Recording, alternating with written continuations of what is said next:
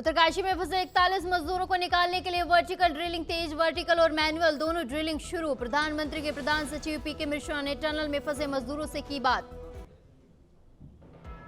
PM Modi ने तेलंगाना के महबूबाबाद में की चुनावी रैली। कहा केसीआर को बीजेपी की ताकत का था एहसास। केसीआर बीजेपी से करना चाहते थे गठबंधन, लेकिन हमने ये होने नहीं दिया। दिल्ली सरकार पर बीजेपी का बड़ा हमला। जल बोर्ड की टेंडर में भ्रष्टाचार का आरोप। केजरीवाल को बताया घोटाले की गारंटी। काशी में दीपावली के बाद अब देव दीपावली की धूम। 70 से ज्यादा देशों के राजदूत और राजनयिक पहुंचे वाराणसी। 21 लाख दीपों से जगमगाएगा काशी। राजधानी दिल्ली और आसपास इलाके में प्रदूषण से अब मिल सकती है राहत। मौसम विभाग केंद्र ने जताई दिल्ली समेत कई शहरों में हल्की बारिश की संभावना।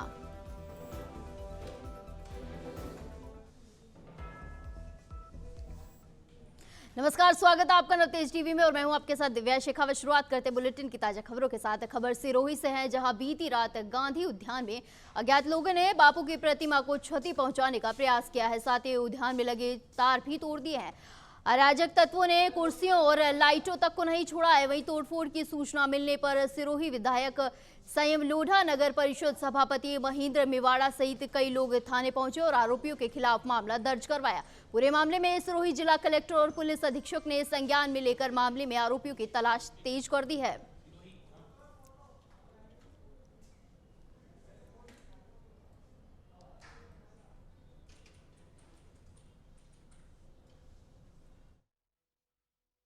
टेलीफोन से जानकारी दी गई थी कि महात्मा गांधी उद्यान के अंदर काफ़ी क्षति पहुंचाई गई है। यहाँ तक कि जो शिलालेख मेरे नाम का लगा हुआ था उस पर भी काला मिट्टी पोत दी गई और महात्मा गांधी की प्रतिमा को क्षति पहुंचाने की कोशिश की गई।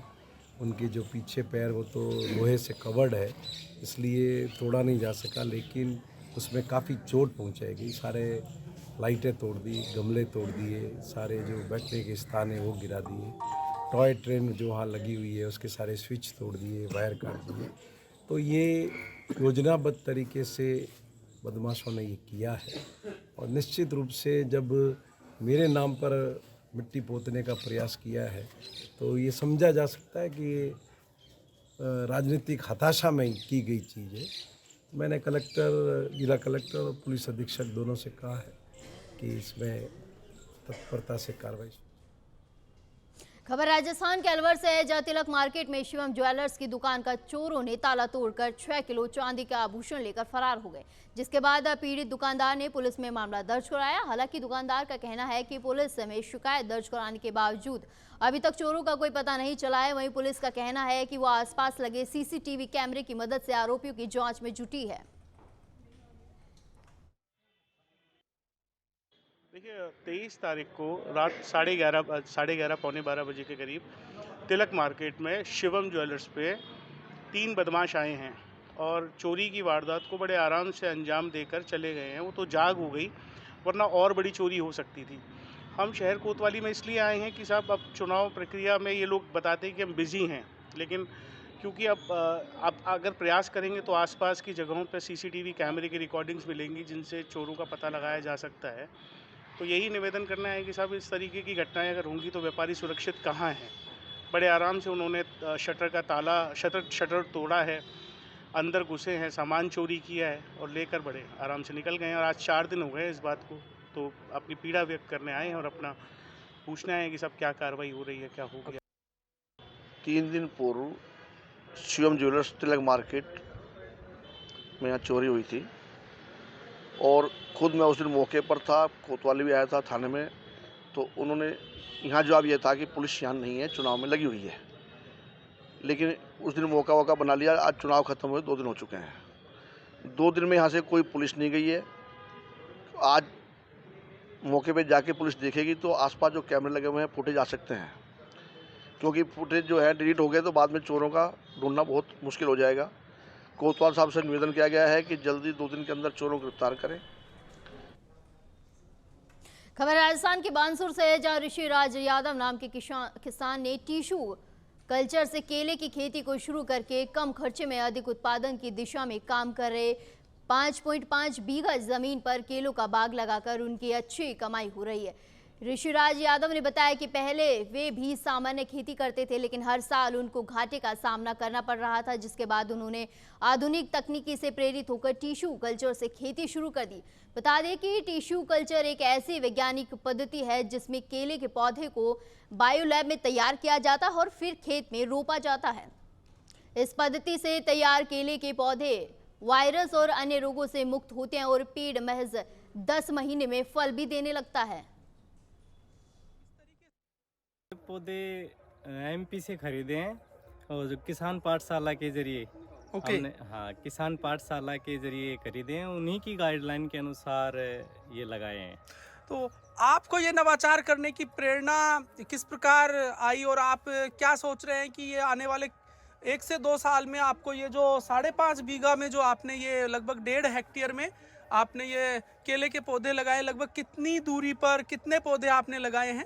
ये मतलब क्या है, इसमें जैसे परंपरागत कृषि करते आ रहे हैं हम, तो उसमें खर्चा अधिक हो रहा है और उत्पादन भी कम हो रहा है। बिल्कुल, इसलिए हम कम खर्च में अधिक उत्पादन कैसे प्राप्त कर सकते हैं, बिल्कुल इसके लिए हमने नई क्रॉप एक निजात की है, यहाँ पर निजात की है, इंट्रोड्यूस किया आपने। और ये सोचकर की है कि ऐसी कौन सी फसल है जो 12 महीने चलती है। ओके, तो हमने केले को ही चुना कि ये 12 महीने लगाया जाता है और 12 महीने इसकी बिक्री होती है। बिल्कुल, केवल एक ऐसा ही ये फल है जो 12 महीने ठेली पर टिका रहता है। बिल्कुल सही कहा आपने। इसी तो इसमें आपने मल्टी क्रॉपिंग को भी चुना है, नीचे आपने इंटरक्रॉपिंग, टमाटर और हमने देखा कि आपने मूली भी लगा रखी मूली है। भी लगाई है मैंने। बिल्कुल। इसमें 1 बीघा में मूली लगाई है, जिसमें मैंने 40,000 की तो मूली बेच दी इसमें।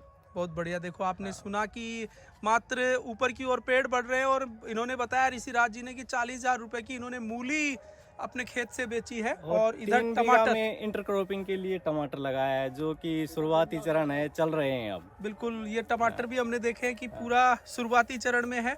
अब हम ये जानना चाहेंगे कि लगभग कितने पौधे आपने यहाँ पर लगाए हैं सर? मैंने ये 3,000 पौधे लगाए हैं। 3,000 पौधे आपने लगाए हैं। तो तो लाइन से लाइन इनकी 5 फुट है और पौधे से पौधे 9 फीट जिग जैग पर है। ओके, जिग जैग प्रणाली के अकॉर्डिंग आपने हाँ, इसको पूरा मेजरमेंट के अकॉर्डिंग मेजरमेंट कंप्लीट पूरा का पूरा प्लांटेशन किया है। बिल्कुल। तो मार्केट लिंकेज वगैरह के लिए किस तरीके से आप कृषि पाठशाला से टाई अप है या कैसे? किसान पाठशाला अगर वो लेना चाहेगी तो वो उसे भी दे सकते हैं, या फिर हम स्वयं भी अपने मंडी भाव के अनुसार कर सकते हैं। तो उनकी देखरेख लगभग क्या रही, किस तरीके से उन्होंने आपको मदद उनकी की? सिर्फ गाइडलाइन है और गाइडलाइन के अनुसार उनका शेड्यूल आता है, ओके, उसके अनुसार चलना पड़ता है। तो इनमें कोई कीटनाशक दवाइयाँ हाँ, इस तरह का कुछ मतलब तो नहीं रहता है? इसमें ज्यादा कीटनाशक आते नहीं है। ओके, इसमें एक आता है जैसे फंगस आ गई या CMV वायरस आ गया, ये आते हैं इसके। तो वो ग्राफ जब अपन नज़दीकी ग्राफ लेते हैं, इसका कम से कम ग्राफ होता है 35 स्क्वायर फीट। अगर इससे नीचे का ग्राफ लेते हैं तो उसमें ज़्यादा रोग डिजीज आती हैं। ओके। लेकिन अपना ये जो ग्राफ है ये 45 स्क्वायर फीट का ग्राफ है, तो इसमें ये बीमारी चारों आने तरफ की आपने कोई- नेपियन घास भी लगा रखी है, तो ये इसके पीछे नेपियर घास है। इसका जो ठंडी हवा आएंगी उनकी रोकथाम के लिए है। बिल्कुल, और मतलब गर्मियों में गर्म हवाएं जो लू चलती है ना, उससे चिलिंग, सर्दियों में इसमें चिलिंग इंजरी आने का खतरा रहता है ओके। फल में। तो ये चिलिंग इंजरी के बचाव के लिए नेपियर घास बाउंड्री पर चारों तरफ। खबर डीडवाना से है, जहां मकराना में सिख धर्म के संस्थापक गुरु नानक देव जी की 554वीं जयंती प्रकाशोत्सव के रूप में मनाई गई। इस अवसर पर स्थानीय बाईपास रोड स्थित गुरुद्वारा की भव्य सजावट की गई। गुरुद्वारा के सेवादार बाबा ईसर सिंह के सानिध्य में गुरुद्वारा में सुबह जल्दी धार्मिक कार्यक्रम हुए, जिसमें गुरुवाणी के पाठ और शब्द कीर्तन किए गए। सुबह सामूहिक प्रार्थना के बाद सेवादारों ने निशान साहब का चोला बदलने का काम किया। वाहिगुरु जी का खालसा, वाहिगुरु जी की फतेह। आज के दिन गुरु नानक देव महाराज जी का प्रकाश दिवस मनाया जा रहा है गुरुद्वारा पहली पातशाही मकराना गुरुद्वारे विखे। आज के दिन गुरु नानक देव जी महाराज जी का पिता कल्याण दास जी, माता तृप्ता देवी जी के घर राय होएगी तलवंडी ननकाना साहब पाकिस्तान में महाराज जी ने प्रकाश धारण किया था। आज के दिन 554वां प्रकाश दिवस मनाया जा रहा है, जहां सभी धर्मों के लोग मकराना गुरुद्वारे में सुबह सहज पाठ के भोग संपूर्ण हुए। उसके अलावा सत्संग कीर्तन कथा हुई। उसके बाद अभी लंगर आरंभ हो चुका है। सभी धर्मों के लोग जहां आकर के खाना ग्रहण कर रहे हैं और गुरु घर की खुशियां प्राप्त कर रहे हैं। वाहिगुरु जी का खालसा, वाहिगुरु जी। अनूपगढ़ के वार्ड नंबर 27 में गुरु नानक जयंती बड़े ही धूमधाम और श्रद्धापूर्वक मनाई गई। आज सुबह से ही गुरुद्वारा परिसर में रागी जत्थे ने गुरुद्वारे में गुरु की महिमा और गुरु नानक देव जी की जीवनी पर प्रकाश डाला। साथ ही गुरुवाणी की संगत को सुनाए। इस अवसर पर लंगर का आयोजन भी किया गया, जिसमें हजारों महिलाएं, पुरुषों और बच्चों ने लंगर का प्रसाद ग्रहण किया।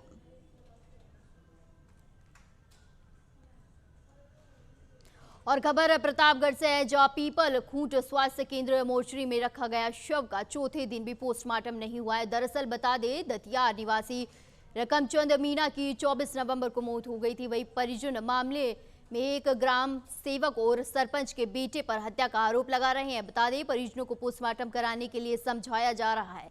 साथ ही पुलिस पूरे मामले की जांच में जुट चुकी है।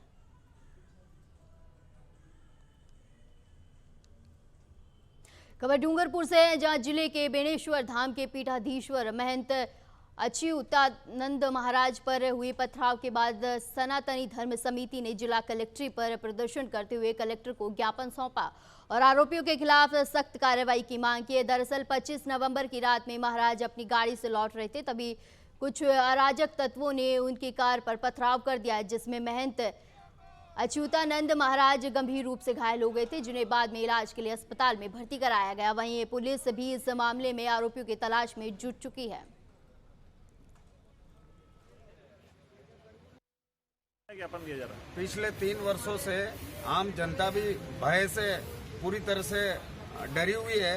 यहाँ के साधु संत हैं, वो भी हमारे पूरी तरह से सुरक्षित नहीं है। जो बेणेश्वर धाम महाराज जी के साथ हुआ है, मतलब यहाँ का पुलिस प्रशासन यहाँ की व्यवस्था संभाल नहीं रहा है। केंद्रीय सुरक्षा बल को अति शीघ्र यहाँ डूंगरपुर जिले में लाया जाए और जो ऐसे अपराधी हैं जो इस तरह की घटना करते हैं, उनके घरों पे बुलडोजर चलाए जाए। ऐसा जो यहाँ का जो वातावरण जो बिगड़ा हुआ है, उस वातावरण को पूरी तरह से सुधारना चाहिए। यहाँ का आम जन पूरी तरह से भय से डरा हुआ है। पुलिस प्रशासन पूरी तरह से अपना जो कार्य है उसको सही तरीके से कर नहीं पा रही है। रात्रि हम लोग ज्ञापन देने आए हैं जो बेणेश्वर धाम के पीठाधीश्वर अच्युतानंद जी महाराज के ऊपर जो ये हमला हुआ है, इसकी सर्व समाज, पूरा सनातन धर्म बागड़ का इसकी घोर निंदा करता है और ऐसे घटनाएं आए दिन हो रही हैं। इसलिए हमने अपने जिलाधिकारी साहब को सूचित किया है एवं पुलिस प्रशासन को भी देंगे और सभी समाजजनों से ये भी अनुरोध करते हैं कि सभी लोग शांति बनाए रखें। इसमें शासन प्रशासन जो है कड़ी से कड़ी कार्रवाई करेगा। जय श्री। फिलहाल के लिए बुलेटिन में बस इतना ही। जुड़े रहिए नवतेज टीवी के साथ। नमस्कार।